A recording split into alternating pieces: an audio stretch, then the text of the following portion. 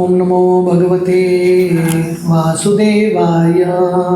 ओम नमो भगवते वासुदेवाय।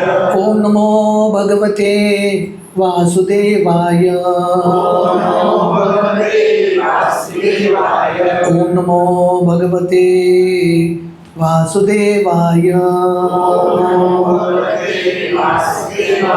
नारायणं नमस्कृत्य नरं चैव नरोत्तमं देवीं सरस्वतीं व्यासं ततो जयमुदीरये। नष्टप्रायेषु अभद्रेषु नित्यं भागवत सेवया भगवती उत्तमश्लोके भक्तिर्भवति नैष्टिकी। कृष्णाय वासुदेवाय देवकी नंदनाय च नंदगोपकुमाराय गोविंदाय नमो नमः। नमो पंकजनाभाय नमो पंकजमालिने नमो पंकजनेत्राय नमस्ते पंकजांग्रये। हरे Krishna. Welcome all of you all for SRIMAD Bhagavatam, our overview series. We are doing today Canto 1, Chapter 12, entitled The Birth of Emperor Parikshit. Be careful, too many bags.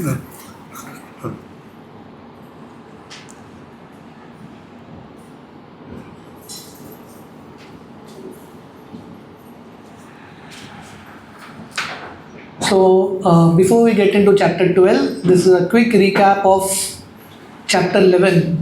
What is the name of Chapter 11? Anyone remembers? What was Chapter 11? Lord Krishna entering into Dwarka.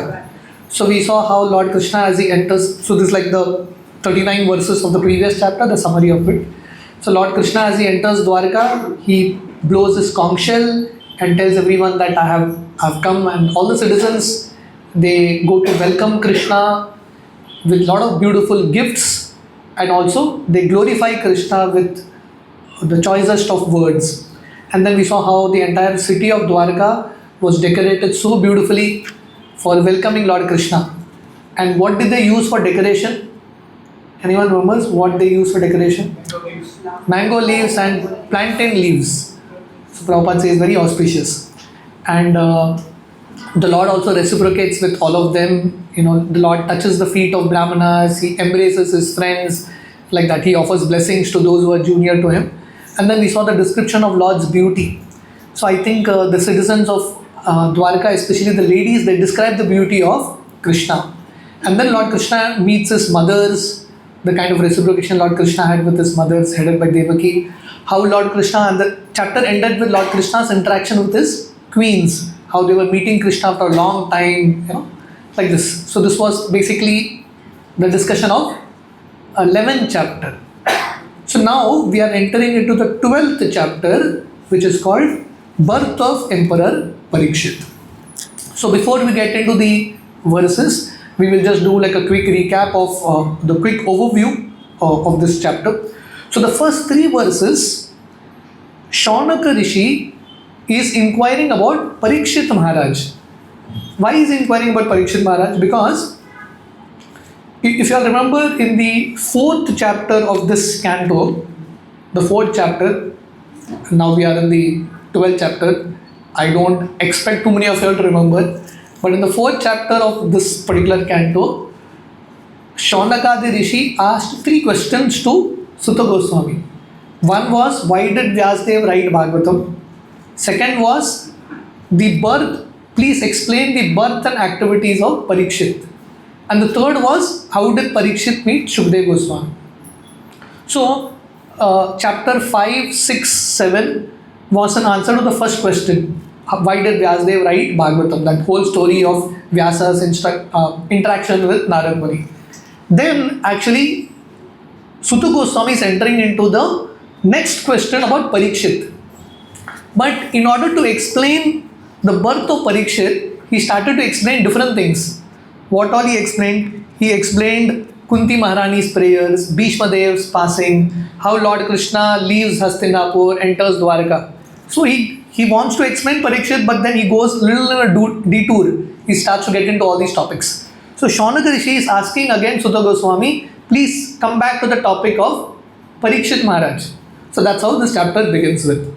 So Suta Goswami explains how Parikshit was saved in the womb by Lord Krishna, and then he explains the rule of Yudhishthir Maharaj. We will see all these verses, how Yudhishthir's rule was exemplary. Yudhishthir had such beautiful qualities, completely attached to the lotus feet of Krishna. That was the focus of Yudhishthir. And then when Parikshit was in the womb of Uttara, that time he personally had darshan of Krishna. So what was the form that Parikshit saw? What was the beauty of Krishna? It is explained here. And then when Parikshit is born, how Yudhishthir Maharaj, because now Parikshit doesn't have a father. Who was supposed to be the father of Parikshit? Abhimanyu. Abhimanyu is not there. So now grandparents are there. So Yudhishthir performs the birth-giving rites, Jata Karma. He gives charity to the Brahmanas.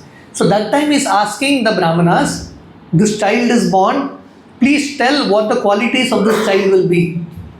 And they explain the whole list of qualities of Parikshit. How Parikshit will be like Lord Ram in protecting others, how Parikshit will be like Ranti Dev in giving charity, like that. They explain this whole list of qualities. And then the chapter ends with how Parikshit slowly grows in his life and how Yudhishthir Maharaj performs a Ashwamedha Yajna. So this is how this particular chapter ends. So only 36 verses in this chapter. So this was like a quick overview of this chapter. So now let's get into the verses. Verse number 1 to 3 is Shaunaka Rishi inquiring about Parikshit. Text 1. Shaunaka uvacha Ashwatam no prashtena Brahmashesho nurtejasa Uttaraya hato garbha Ishena jivita puna. So Shaunaka Rishi is asking to Suta Goswami, my dear Suta Goswami, Parikshit, who was in the womb of Uttara, Ashwatthama shot that Brahmastra, but Parikshit was saved by the grace of Lord Krishna. So Prabhupada writes in the purport, what I already explained to you. Actually, Suta Goswami was supposed to start explaining the story of Parikshit, but he got carried away.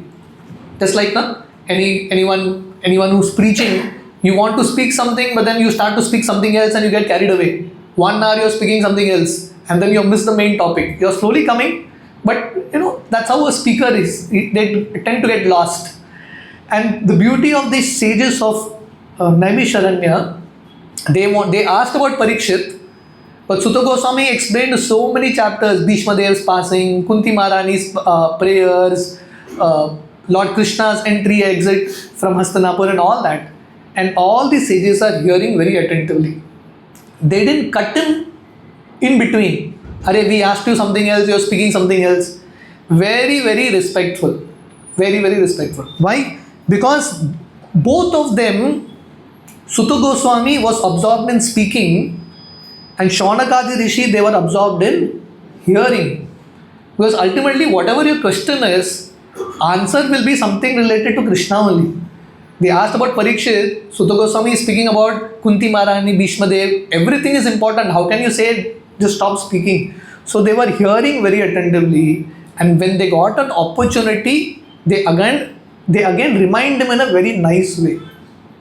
So this is a very important aspect, being the way the dealings are between these Vaishnavas, a very beautiful way described here. They don't abruptly cut him, they wait for an opportunity and they're asking him. So now they say, text 2, Tasya janma mahabuddhe karmani cha mahatmana nidanam cha yathaivasit sapretya gatamanyata. So now, please tell us, Tasya Janma Mahabuddhe. Please tell us about the birth of Mahatmana, this great personality. See, these are sages of Naimisharanya. Why they are interested in hearing about a king? They have no interest in hearing about a king. They want to hear about Parikshit because he is not an ordinary king, he is a Mahatma. He is a great soul. So therefore they want to hear. So they are telling Sutta Goswami, please tell us about the birth of Parikshit Maharaj, how he was born. And Parikshit Maharaj is described as Mahabuddhe, very, very intelligent. And how did his death take place? And what did he attain after death? So basically in chapter 4 also they ask 3 questions related to Parikshit. The birth of Parikshit, the activities of Parikshit and the death of Parikshit. For any person in this world, only 3 things are important. How he is born, right? The activities that he does and how he leaves this world. So these are the questions that they ask him in reminder to what they asked already in chapter 4. So Prabhupada writes in the purport, so Prabhupada writes there that Parikshit Maharaj was very, very highly intelligent and a very devoted king, and he was a very strong emperor. So we will see in the chapters ahead, one time when Kali was about to kill a cow and a bull, so Parikshit goes and stops. So this Parikshit Maharaj, who was protected by Lord Krishna in the womb, we are seeing this, man? Lord Krishna is protecting Parikshit in the womb. The same Parikshit towards the end of his life, he is cursed that he will die. Why? Because Lord Krishna had a plan that through Parikshit Maharaj, Bhagavatam was supposed to be spoken. So this Parikshit Maharaj, what did he do? At the time when he got this notice that he will have 7 days, he did not waste any moment. In fact, he thought himself very fortunate. He didn't criticize the Lord, he didn't complain to the Lord that, my dear Lord, I am such a great devotee of yours, why I am supposed to be killed like this, why this kind of curse? No, rather he was grateful. You know why he was grateful? Prabhupada explains here. Parikshit was thinking that at least I have 7 days notice. How many people get notice in this world? No one gets notice. So Parikshit was thinking, at least I am fortunate, I have got 7 days notice, I can prepare. So this is a devotee. A devotee means he knows to see every situation as Krishna's mercy. He sees Krishna's hand in that and is trying to learn his lesson. So this is what Prabhupada explains on the purport. So therefore they want to hear about Parikshit. Because Parikshit's birth is also transcendental, because Krishna personally entered the womb to protect. Parikshit's activity is also transcendental. And why? See, in the whole Bhagavatam, there is only one activity that is described of Parikshit. What activity is described? How he protects the cow. There is no other activity that is described. This is the only activity that is described, how Parikshit was so protectful of even the animals, especially the cows. And his death also was glorious. So therefore they want to hear about Parikshit Maharaj. So in text 3 they say, Tad idam shrotum ichchamo gaditum yadi manyase bruhina shraddha dananam yasya jnanam adachuka. So they are saying, we all respectfully shraddha dhananam. So very respectfully they are asking Sutta Goswami. Even though Shaunaka Rishi is asking this, but Shaunaka Rishi is asking on behalf of all the sages. We recently went to Naimisharanya. It is said that there were 88,000 sages along with Shaunaka Rishi, and all of them asked this question. So when we ask a question, or when we are supposed to hear, how are we supposed to hear? Shraddha dhanana, very respectfully. So they are asking this question, Tad idam shrotum ichchamo. We want to hear, if you feel we are fit, please speak on this subject matter as you have heard from Shukdev Goswami. So Sutta Goswami heard from Shukdev Goswami. Now in Parampara, they want to hear. So Prabhupada writes in the purport, this is the Parampara system. So Prabhupada writes here something very interesting. So here we are seeing relation between guru and disciple. Shaunakadi Rishi, they have accepted Sutta Goswami as their guru. Sutta Goswami has accepted Shukdev Goswami as his guru. So this is Guru Shishya Parampara. Shukdev Goswami's guru is Vyasdev, Vyasdev's guru is Narada. So Prabhupada writes here, what is the most important aspect between guru and disciple? The most important aspect is the process of hearing. Disciple means he hears. That's the most important thing. So these disciples are not telling Sutta Goswami, you please show some magic to us. They are not interested in all that magic. Magic is for less intelligent people. For intelligent people, they want to hear something that is very important. So this is the way. Parikshit Maharaj, he is hearing from Shukdev Goswami and all these sages are hearing from Sutta Goswami. And this process of transcendental transmission, oral transmission is very, very powerful, and result will come provided the one who is speaking is sincere and the one who is hearing is also sincere. If both are sincere, Pravakta, Shrota, both are sincere, result will definitely come in this combination of Guru and disciple. That's what Prabhupada is explaining here.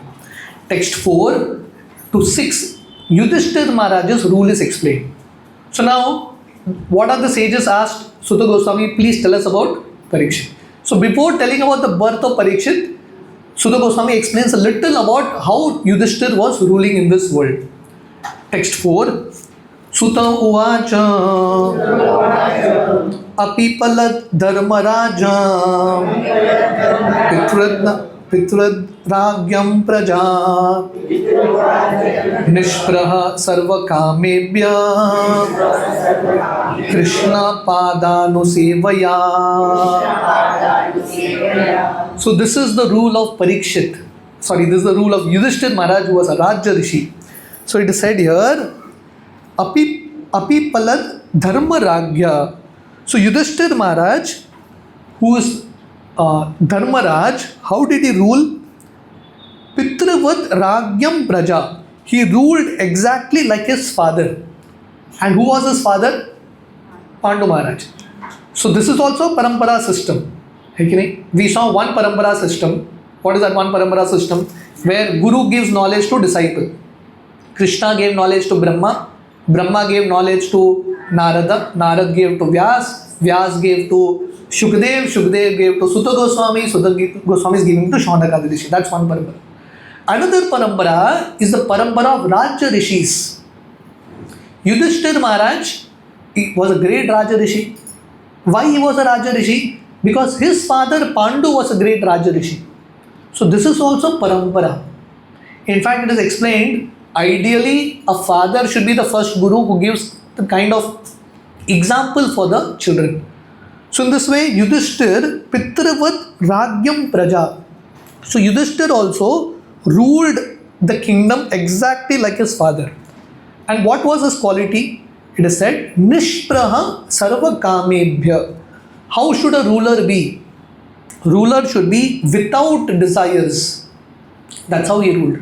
So Yudhishthira Maharaj didn't have any personal ambition. No personal ambition. You study this with today's modern politicians. Now everyone comes into politics with a personal ambition only. No one comes in the mood of service. But here Yudhishthira, he is ruling not with personal ambition. No sense gratification. And how does he develop this quality? How does he develop this quality of having no desires? Why? Because Krishna Padanu Sevaya. Because he is continuously serving the lotus feet of Krishna. So anyone who is continuously serving Krishna, he will not even have the thought to think about sense gratification. And because he is serving Krishna, his heart becomes completely pure. Cheto Darpana Marjuna. So therefore Yudhishthira could rule like this. So Prabhupada explains here in the purport, there is a great need in today's society so that we have some ruler who can rule nations in this mood of Yudhishthira Maharaj. So Prabhupada explains here, in today's world, everyone is looking for Ram Rajya. Ram Rajya means where everyone is happy, everything is perfect, There is perfect rains, grains, everything is perfect. But people want Ram Rajya, but people don't want a ruler like Ram. So Yudhishthir Maharaj, all these personalities were Rajya Rishis. They were great rulers. And here it is said, Pitravat Ragyam Praja. So Yudhishthir was like a king, was like a father. A king was like a father who would take care of citizens. Citizens are called Praja. What is the literal meaning of Praja? Praja means that which is born from that land. So who is the Praja of Bharatvarsha? We are all citizens. Who are the citizens of this land? Anyone born in this land is a citizen. That means what? So Prabhupada writes here, even aquatics, plants, trees, animals, they are all Praja. And Yudhishthir took care of all of them, not only human beings. In today's society, politicians, first of all, they don't even take care of human beings. Right? इसको थोड़ा या बस या we are little careful. उठते समय भी थोड़ा careful रहना. Very nice. Okay, please come दीजिए.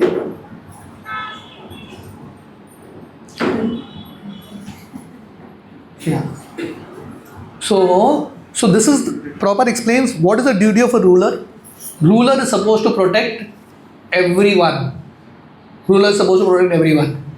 And what's happening in today's society? You know, what to speak of human beings? Human beings also not protected properly. What to speak of animals? And completely, chaotic world. I don't know whether I should say, but I think I'll say it. Recently, BJP won in Bengal, and I was reading in the news, all the BJP workers are eating fish and curry, fish and rice, celebrating victory, Bengal style. I think, what's going on? It's craziness in today's world. So Prabhupada would say, democracy is demon crazy. All demons coming together in some way or the other, whatever party it is. So this is the rule of Yudhishthir, where even animals were protected. So that's how a great king Yudhishthir was. And Prabhupada writes here, these are the types of kings that are needed in this world. And how will these kings, how will the rulers have these qualities? By only one thing, Krishna Padanu Sevaya. If they have to become a good person, they have to first be a devotee of Krishna. Without being a devotee of Krishna, you cannot have all these qualities. Yashasti Bhaktir Bhagavati Akinchana Sarver Gunais Tatra Samasate Sura Haravabhaktasya Kuto Mahadguna Manorati Nasi Dhavato Vahi. The Bhagavatam 10th canto explains, if one is not a devotee of Krishna, he will not have any good qualities. All the good qualities is mental level. Right? There's practically no good qualities. So one has to be a devotee of Krishna. So Yudhishthir Maharaj, because he served Krishna well, all the citizens were happy. And Prabhupada gives an example. Yata taror moola nishechena triptyanti skanda bhujopashaka. If you water the root of the tree, all the parts of the tree are happy. Because Yudhishthir Krishna Padanu Sevaya. Because Yudhishthir was 24 hours serving Krishna, all the citizens were automatically taken care of. And he was completely selfless. So this was the quality of Yudhishthir Maharaj. Text 5 explains the opulence of Yudhishthir. Just see the opulence of Yudhishthir. Sampada Kritavo Loka Mahishi Bhrataro Mahi Jambudvipa Adipatyam Cha Yaschascha Trividam Gatam Sampada Kritavo Loka.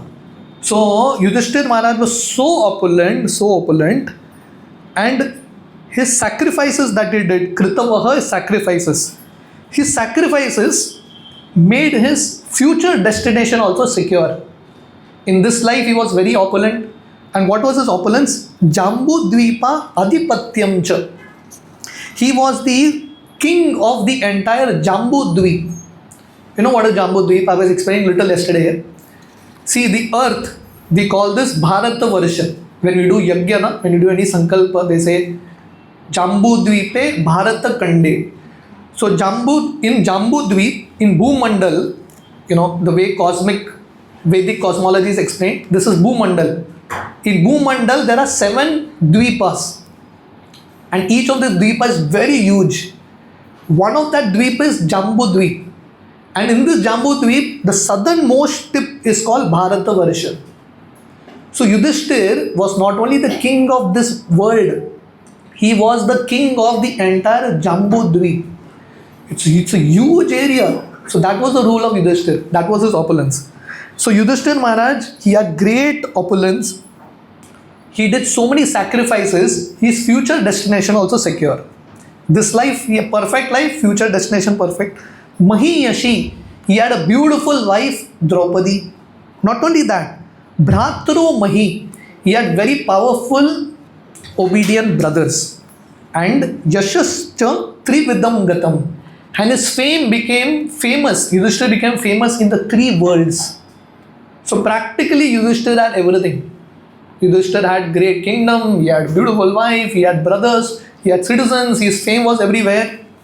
And how did he get all these qualities? Just like we saw previously, Krishna Padanu Sevaya. Because he was serving Krishna, Krishna blessed him with lot of opulences. So this is what Prabhupada explains here, that Yudhishthir Maharaj was such a great devotee of the Lord, just like Lord Krishna in the last words of the Bhagavad Gita. Yatra Yogeshwara Krishna Tatra Partha Dhunodhara Tatra Shrir Vijayo Bhuti Dhruva Nitir Matir Mama. Anyone who's a great devotee of Krishna, automatically opulences and everything follows. So Yudhishthir became famous even more famous than even Indra, the king of the heavens. That was the opulence of Yudhishthir. But something very interesting. Now imagine, if anyone is in the position of Yudhishthir, rule, opulence, you are the emperor of the entire world. Not only the world, you are the emperor of the entire Jambu Dweep. Right? You have a beautiful wife, you have brothers who listen to you. You have done great yagyas, your fame is everywhere. If you are in this position, naturally you will become attached to things in this world. But what's the beauty of Yudhishthir? The next words is the beauty of Yudhishthir Maharaj. Text 6. Kim te kamaha spura. 1 minute. Kim te kama sura sparha. Mukunda manaso dvija. Adhijarhur mudam ragya. Shuditasya yate tare. So, the opulence of King Yudhishthir was so much that even the denizens of heaven were aspiring for it. So even heavenly people were thinking, Arey, we should become like Yudhishthir. He's so opulent. Still, because he was so absorbed in the service of Krishna, nothing could satisfy him except Krishna Bhakti. So this is Yudhishthir. He had opulences where even the demigods were eyeing for, but Yudhishthir was not interested in any of it. He was not interested in his kingdom, not interested in his wife, not interested in anything. His only focus, his only goal and only purpose in life was to do Krishna Bhakti. And here the example is given. Just like someone, Shuditasya yate tare, just like someone who is hungry. If someone who is hungry and you go and give him 1 lakh rupees, he'll say, hell with your 1 lakh rupees, give me food. He's not bothered about 1 lakh, he's not bothered about anything else. You give me food at this point. So similarly, Yudhishthir Maharaj's food was not sense gratification, his food was not opulence and all that. His food, his diet was Krishna Bhakti. For him, that was it. If he had a good meal of sadhana, service to Krishna, he's done. He's not looking for food in anything else. So Prabhupada writes a very beautiful purport. So please go home and read these purports of Srila Prabhupada. Prabhupada's purports are so very wonderful. So Prabhupada writes here in the purport, there are 2 things people in this world generally become satisfied with. A person who is materially engrossed, he is looking for sense gratification, right? For materialistic people, their satisfaction is, I got to enjoy materially, sense gratification.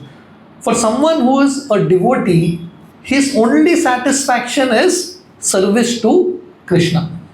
Completely different. Just like Lord Krishna tells in the Bhagavad Gita, Ya Nisha Sarva Bhutana Pashyam Jagrati Sanyami. What is night for a materialistic is day for a spiritualist. What is day for a spiritualist is night for a materialist. So Prabhupada writes here, that means what? Constitutionally, all of us are serving someone or the other. A materialistic person is serving his own mind and senses, and a devotee is serving Krishna. So we are all serving someone. But the question is, whom we should actually serve? So Yudhishthira Maharaj, he is such an intelligent person. He is not finding his happiness in his kingdom, wife, brothers and all that.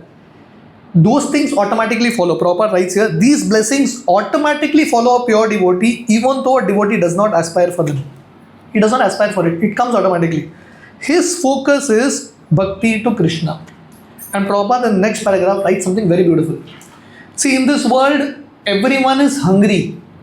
So here the word is Shuditasya Yate Tare. Everyone is hungry in this world. So people feel that I am not happy now. You ask anyone, are you happy? No one is happy.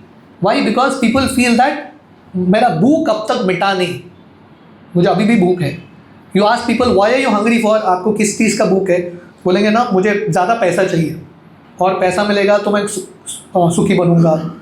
Yeah, I need more sense gratification. I need more defense system. I need this, I need that. So people feel that the more material things you get, our hunger will be satisfied. But Prabhupada says this is illusion. Why? Because as spirit soul, we are not hungry for material things. We are hungry for spiritual things.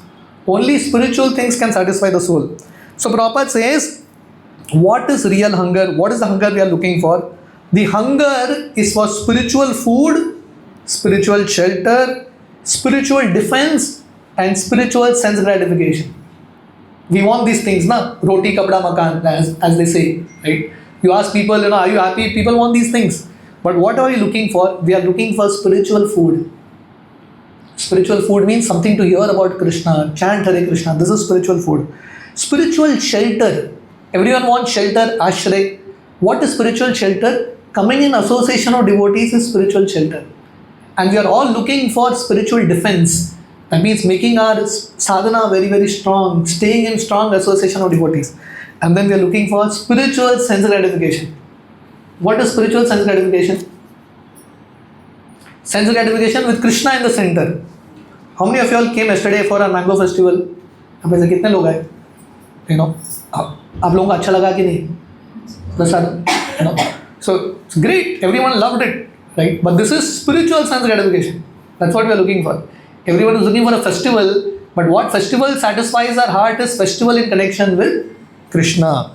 So Prabhupada says here, only this kind of food can satisfy our hunger. So Yudhishthira had everything in the material sense, but Yudhishthira was not finding his happiness in all that. He didn't care for it. It was there, that was okay. Even if it went away, it was okay for him. He was satisfied because he's getting an opportunity to hear about Krishna, serve Krishna. That's where he was actually satisfied. So this example of Yudhishthira is a great example for all of us. Yudhishthira is the most successful materially, but he was not attached to any of it. He was attached to Krishna.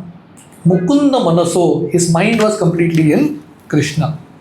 So now, after explaining a little about the rule of Yudhishthira, now Sutta Goswami goes to the actual question about Parikshit Maharaj, how Parikshit was saved in the womb. Text 7.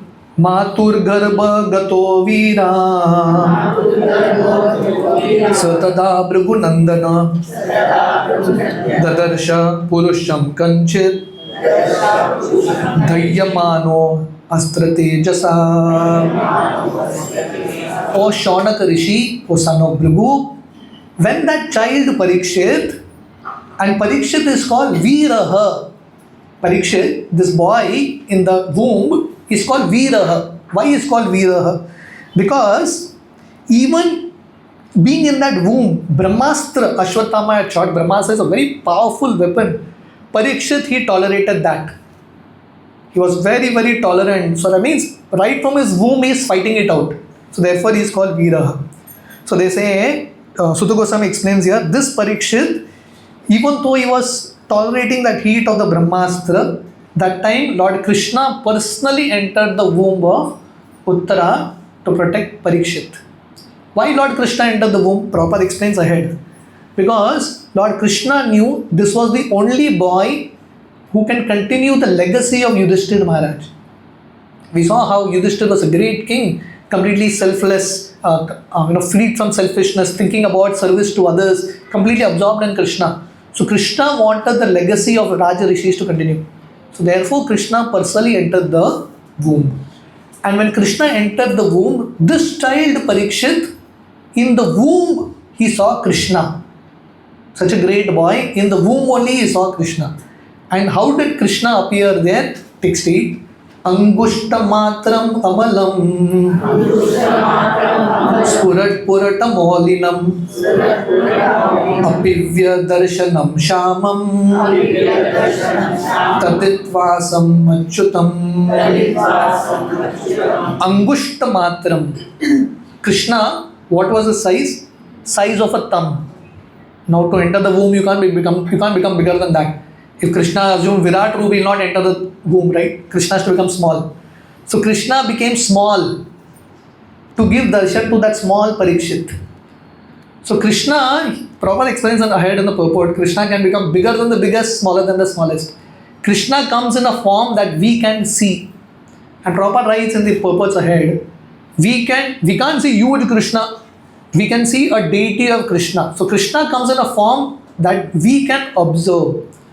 So Krishna came in this form, Angushtamatram, Amalam. And Amalam means transcendental form. Even though Krishna entered the womb, Krishna is transcendental, Amalam. Spurat puratamaulinam. And Krishna, Maulinam is helmet. Krishna was wearing a helmet. And this helmet was made of gold, blazing gold, shining golden helmet. Apivya darshanam shamam. And this Krishna was very, very beautiful. And what was Krishna's color? Shamam, blackish in color. And Krishna was wearing a dhoti. Taditvasam achyutam.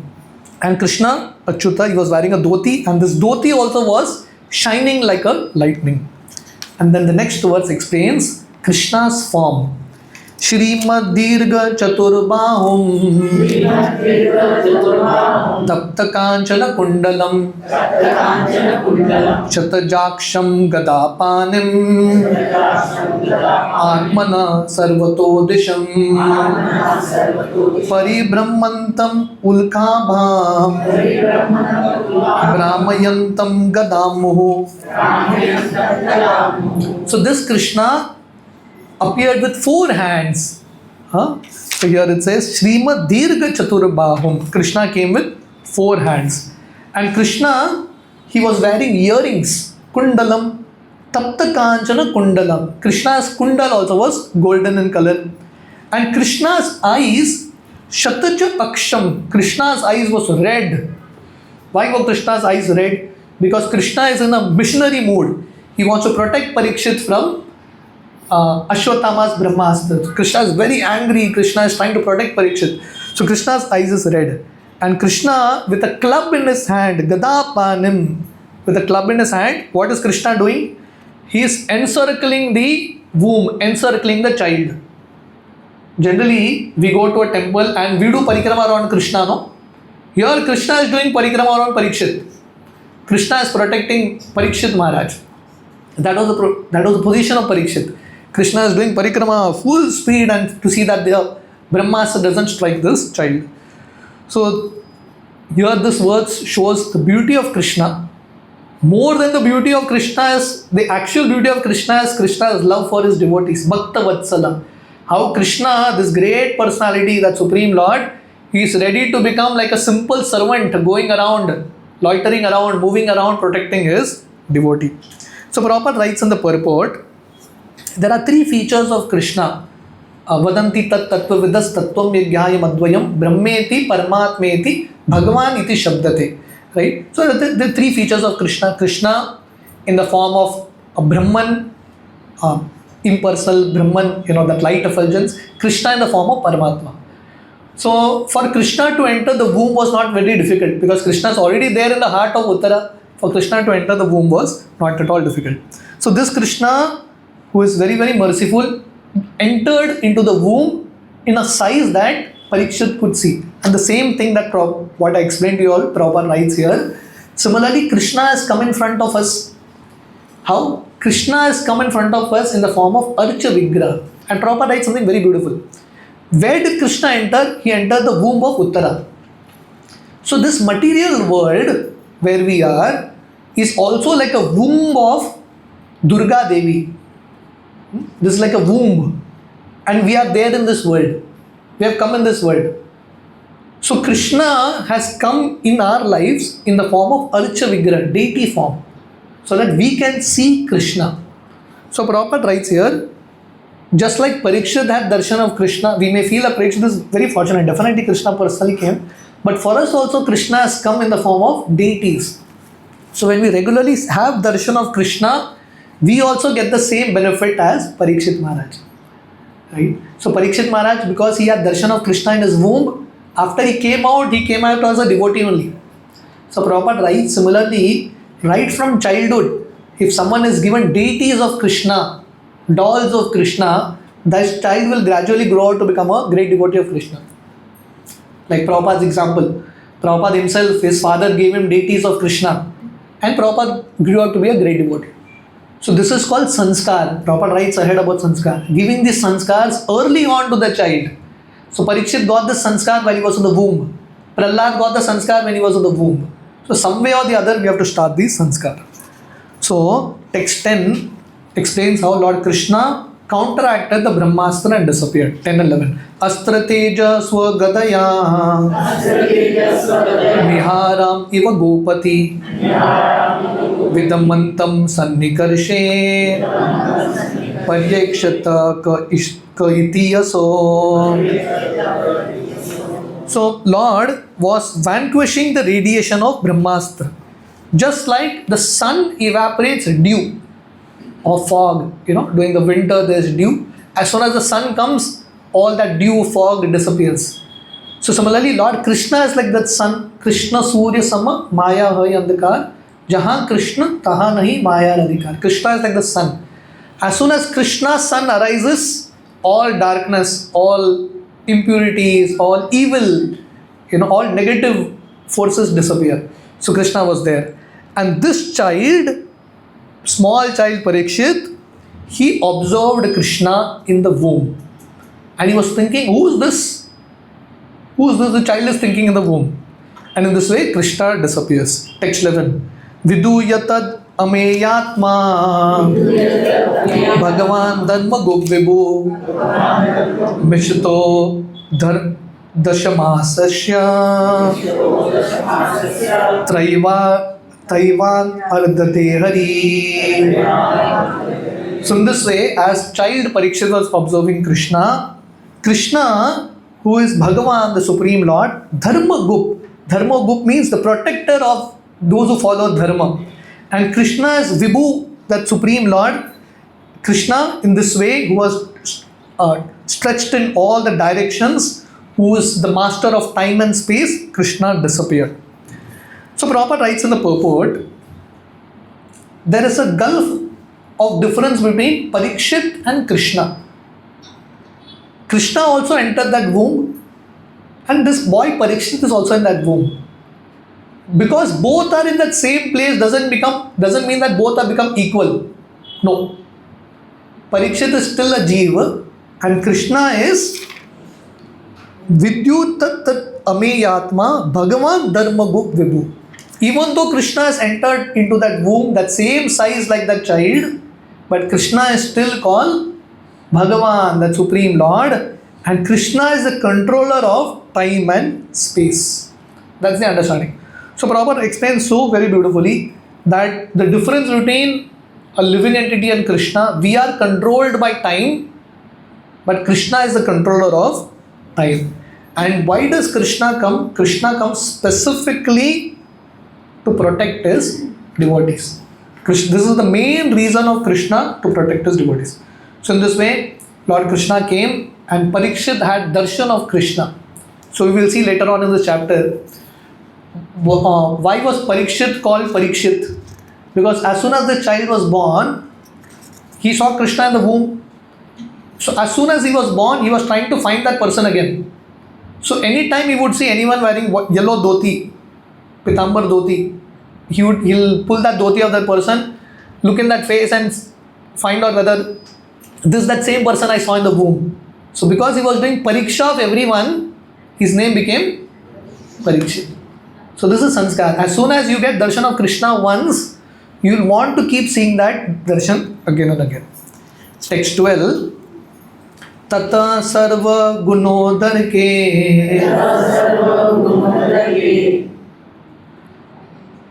Sanukula grahodaye Jagge vamshadhara Pando Bhuyaha Pandur imojasa. Very soon, when Tata sarva gunodhar ke Sankula grahodaye, when all the signs of the zodiac were perfect, that time this heir of the Pandu family, Parikshit, took birth. That means when all the nakshatras, grahas were in a perfect auspicious position, that time Parikshit entered. So Prabhupada writes in the purport, astronomical calculations is a science. It is not just superstition. It is a science. And it is confirmed here in Bhagavatam. How does this science work of astrology, astronomy? How does it work? So Prabhupada writes, it's very simple. Just like we are controlled by state laws, similarly, there are universal laws which the grahas and nakshatras, the demigods, control us. And Prabhupada writes here, Lord Krishna tells in the Bhagavad Gita, every time we do an action, there is a reaction. And every time there is a reaction, we are supposed to get a certain body. And what body we will get and what kind of future destiny will be there in that body is already decided by the nakshatras and grahas. And Prabhupada writes, every part of a body is controlled by a certain graha. Right? So at the time of birth only, it's almost predicted. If the astrologer is very expert, then you can almost predict that this child will have stomach problems lifelong because here the graha is weak, like that. So Parikshit, when he took birth, all the nakshatras, grahas were in a perfect position. Just like when Lord Krishna appeared, Lord Ram appeared. Why? Simple logic Prabhupada gives here. When a great person comes, everyone welcomes that great person. So Parikshit is a great person who is coming now. In order to welcome Parikshit, all the grahas go in their perfect position in order to welcome him and give his entry into this world. Because Parikshit is coming here as the great hero of SRIMAD Bhagavatam. Prabhupada writes here. Thus he took his birth just to be known as a great hero of Bhagavatam.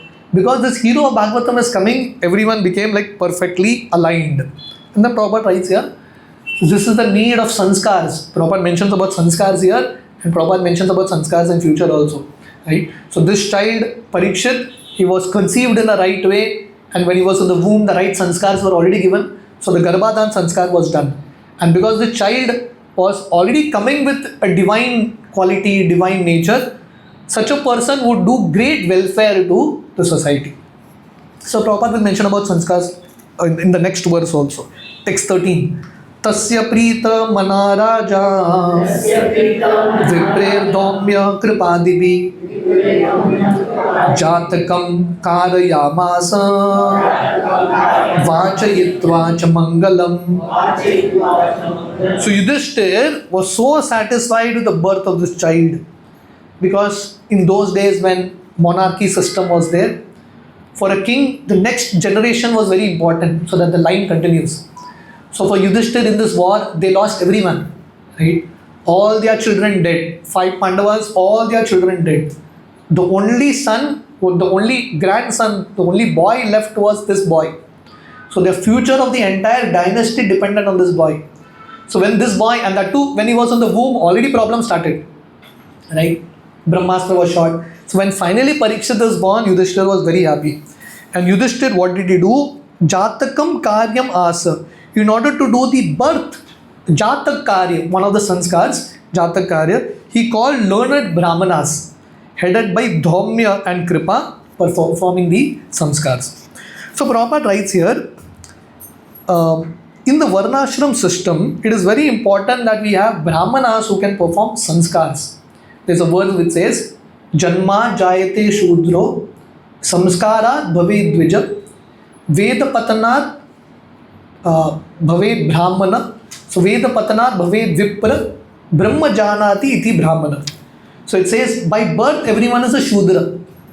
How do you become a Brahmana? By sanskars. Sanskars are very, very important. And Prabhupada mentions here there are two kinds of sanskars. One is called the Vedic sanskar and the other is the Pancharatra sanskar. I'll explain to you the difference. The Vedic sanskar is where you have like proper pakka brahmanas who know all the mantras, everything perfectly, and they do it. But in Kali Yuga, to get such a brahmana who knows everything is very, very difficult. So therefore, our acharyas have introduced a Pancharatra Vidhi. And what is Pancharatra Vidhi? The same effect of the sanskars come when someone chants Hare Krishna, when someone here reads Gita Bhagavat, the same sanskar comes by performing bhakti. Right? So in Kali Yuga, every time a sanskar may not be possible because you may not have those kind of brahmanas who know those kind of mantras, who know those kind of chanting. But the same effect can come if chanting of Hare Krishna goes on, Gita Bhagavat goes on, the same kind of effect can come. And Prabhupada explains here, there are different kind of sanskars. Garbhodhan sanskar, then there is Simanta Nayana. Simanta Nayana is, so basically what they say, baby shower, Simanta Nayana. And then Sadabhakshana and then Jata Karma. What is Jata Karma? When a child is born, the umbilical cord is cut. Then there's a sanskar that is performed. So who performed this sanskar? This sanskar was performed by Kripacharya Dhaumya. Something very interesting Prabhupada mentions here about Kripacharya. Kripacharya, he was the son of Gautama Rishi. He and his sister Kripi were sons and daughter of Gautama Rishi. And when they were born, Gautama Rishi gave birth to them and left. So that time Shantanu Maharaj, he brought these children to the Hastinapur line and they were raised as Brahmanas. So finally Kripi, the sister of Kripacharya, got married to Dronacharya. And we know in the due course of time, Kripacharya had to fight along with Dronacharya on the Kaurav side. So when the war got over after the Kurukshetra war, in the Pandav side, 5 Pandavas survived, Satyaki and Lord Krishna was there. That's it. Rest everyone killed. In the Kaurav side, only 2 people survived. 3 it was. I don't remember. I think it was 2. Kripacharya and Ashwatthama. 2 people survived. Now Ashwatthama, we saw in the previous chapter, Ashwatthama was punished and sent off because he acted like very difficult. He wanted to kill the sons of the Pandavas.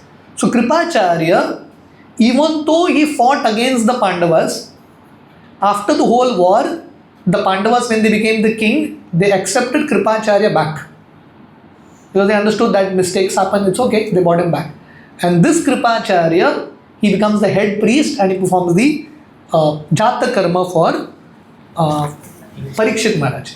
So here also we see the greatness of Yudhishthira Maharaj, even though this person was on the other side, even though this person, Kripacharya, when Abhimanyu was killed, there were 7 Maharathis who surrounded Abhimanyu and killed.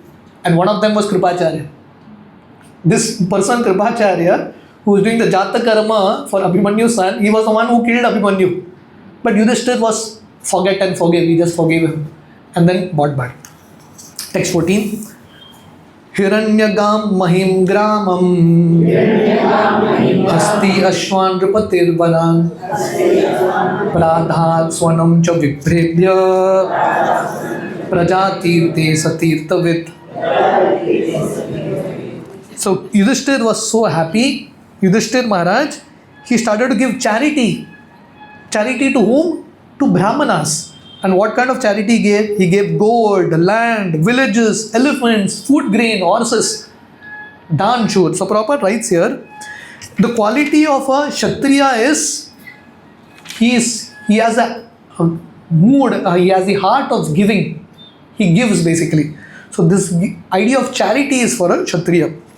And who should be given charity? Here it says, Praja Tirte Satirtavit.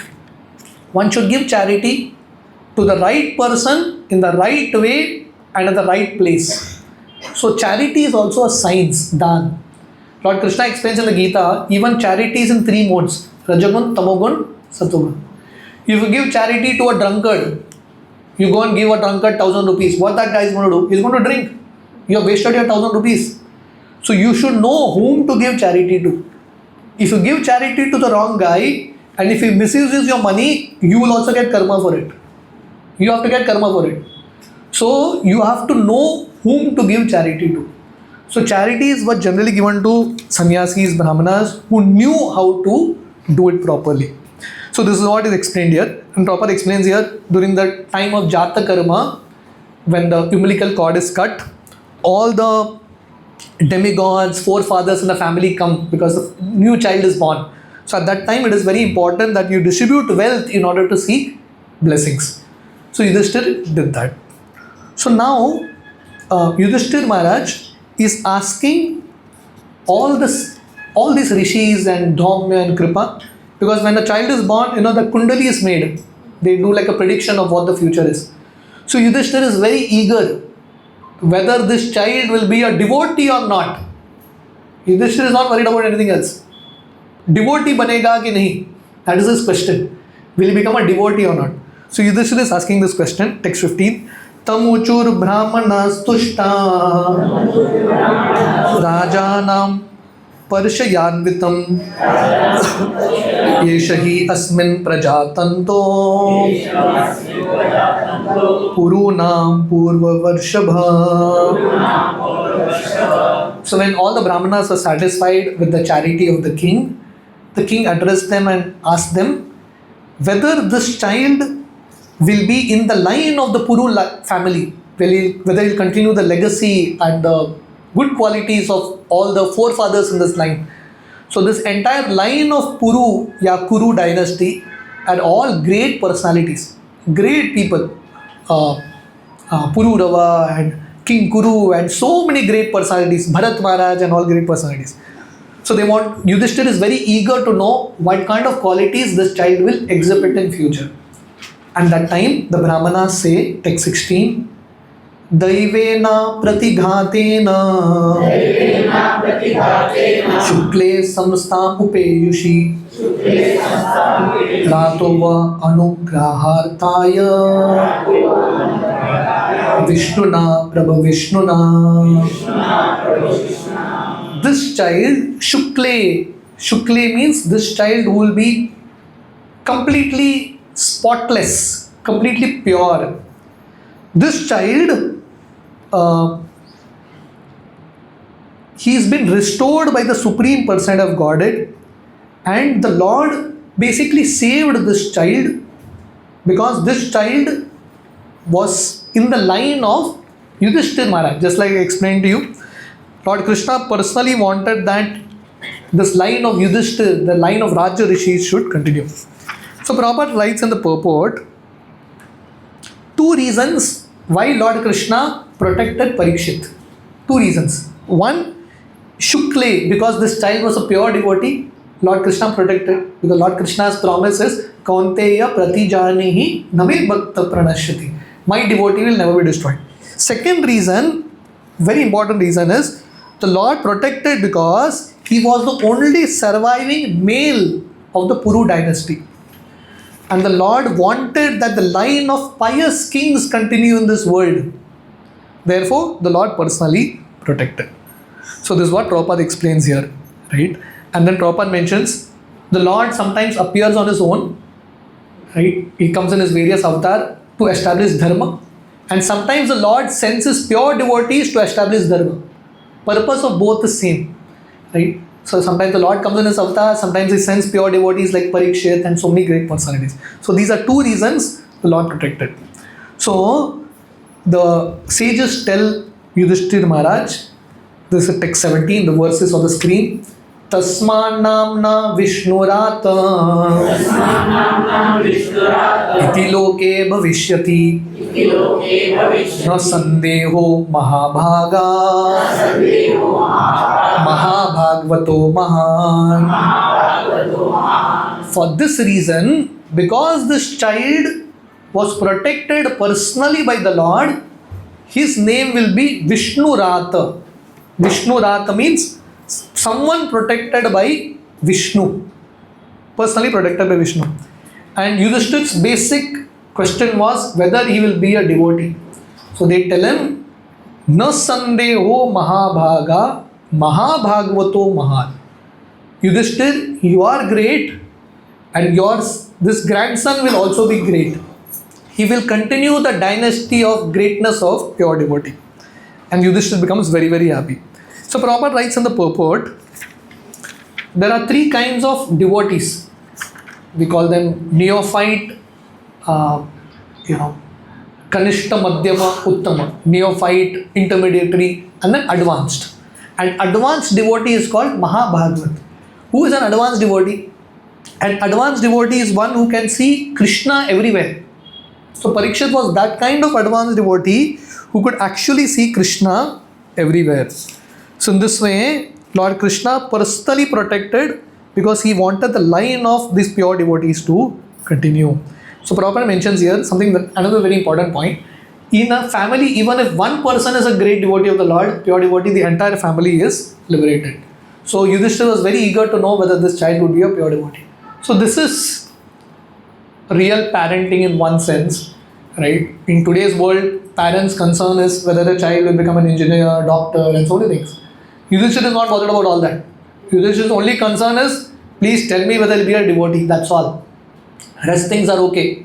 Upar niche ho sakta hai. Whether he'll be a devotee.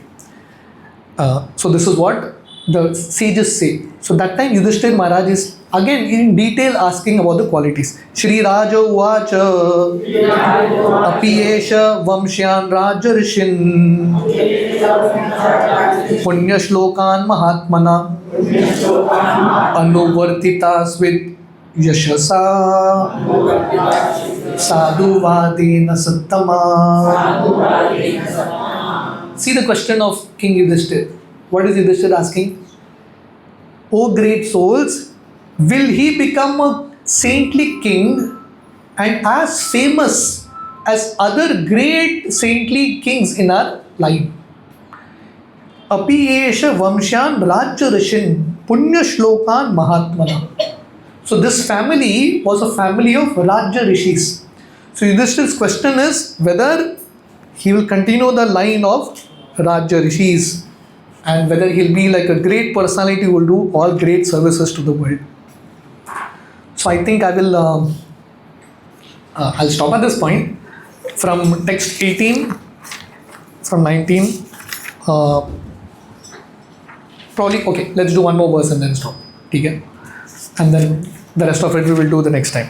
Text 19. Okay. Brahmano uchuhu Partha Prajavita Sakshat Ikshvakur Itamanava Brahmanya Satya Sandascha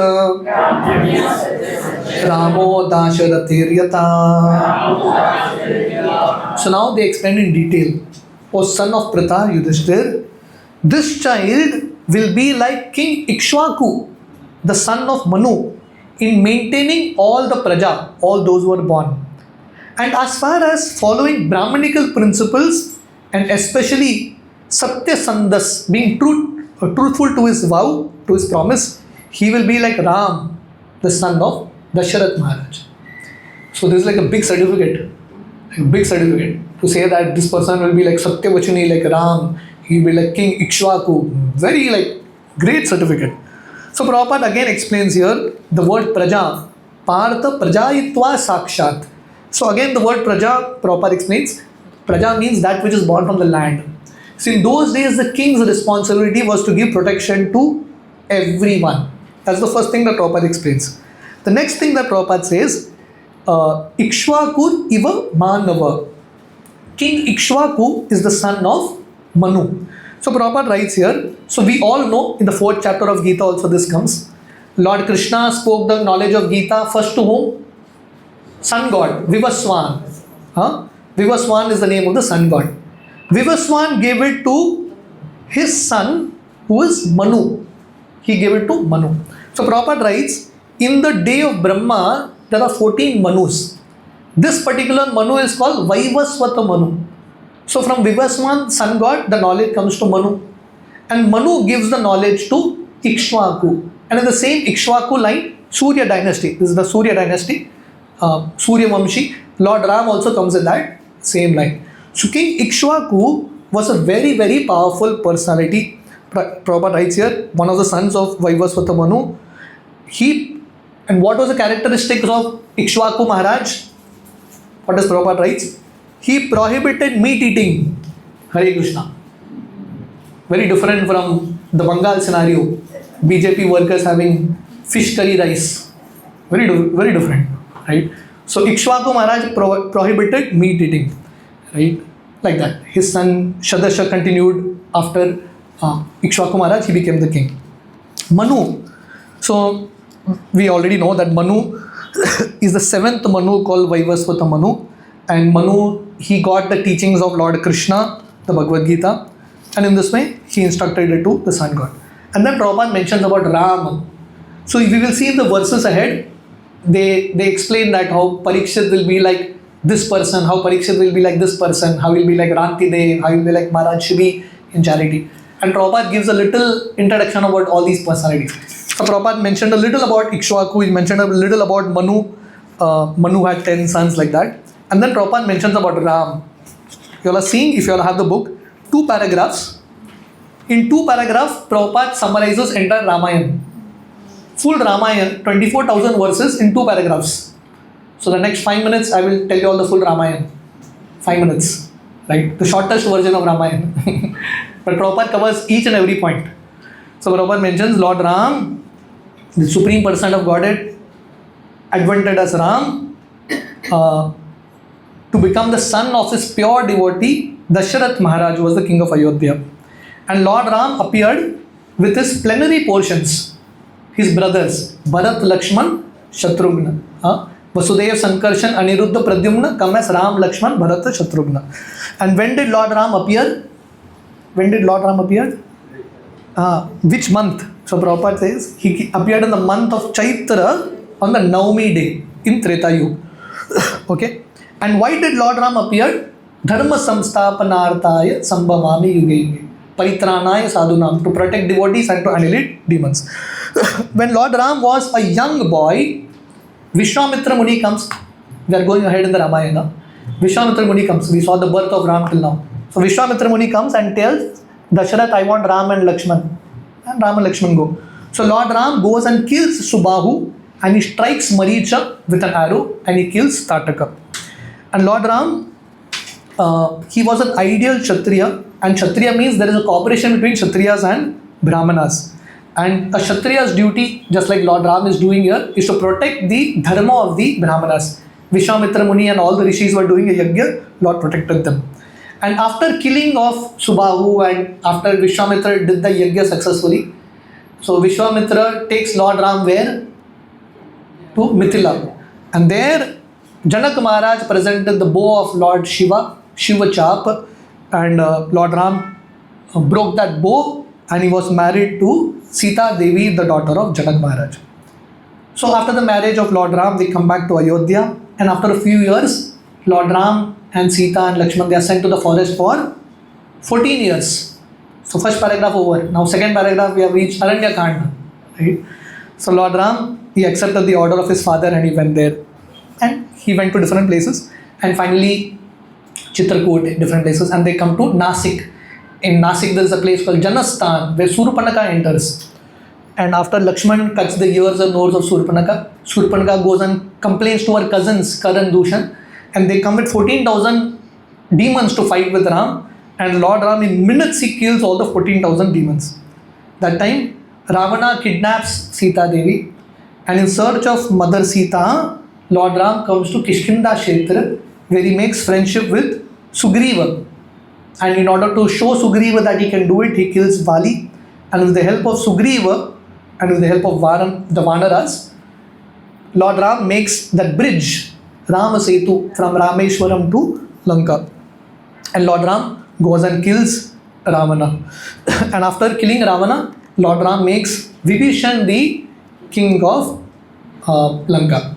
And then after these 14 years after the war, Lord Ram comes back on that Pushpak Viman of Raman. He comes back to Ayodhya and becomes the king. And later on, Uttarakhand, This is like the Yuddha Kand is over now. Finally, during the Uttarkand, we will see that Lord Ram tells Shatrughna, go to Mathura and kill Lavanasur. So Shatrughna goes and kills Lavanasur. And finally, towards the end, how does Lord Ram leave this world? He enters into the Sharayu Nadi. We all went there. Guttar Ghat. Lord Ram entered there and he ends his Leela. So this is all the subject matter of Ramayana written by Valmiki Rishi. So we'll stop here. From text 20, we will continue the next time. Hare Krishna, Srila Prabhupada ki Jai. Anyone has any questions, any comments? Why did he give charity before cutting the umbilical so far? Before, no, during that same time. What is the significance of umbilical?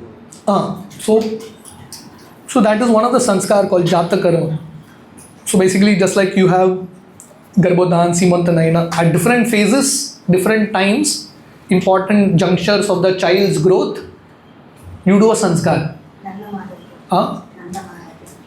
Nanda Maharaj also did. So basically,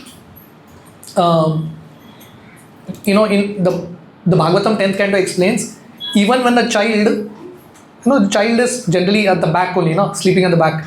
When the child, the first time he stands the other way around, he starts to stand on his knees and legs, hands. That time also there is a sanskar done. So the idea is different main important junctions of the child's growth, a sanskar is done. And the idea of sanskar is, every time there is sanskar, brahmanas are called, chanting is done, dan is given. So the idea is that at these different important points, more blessings come on the child. That's the whole idea. So like that, I think there are 16 very important sanskars, right from Garbhodhan till Anteshti, Antim sanskar, like that. Child is separated from the mother. Yeah. Before separation, this dana is. No, after separation. No, not before. Jata Karma is the time of separation. As soon as the separation is done, that's a festival. The child has become independent, na? Child has its entering the womb, yeah. So Jata Karma is after it is cut only, not before. Jata, no. Huh? Names of the 14 Madhus? Names are already there. Proper mentions many places in the Bhagavatam. 14 Madhus. Look at the names. Okay, anything else? Okay, thank you very much. Hare Krishna. Srila Prabhupada ki Jai.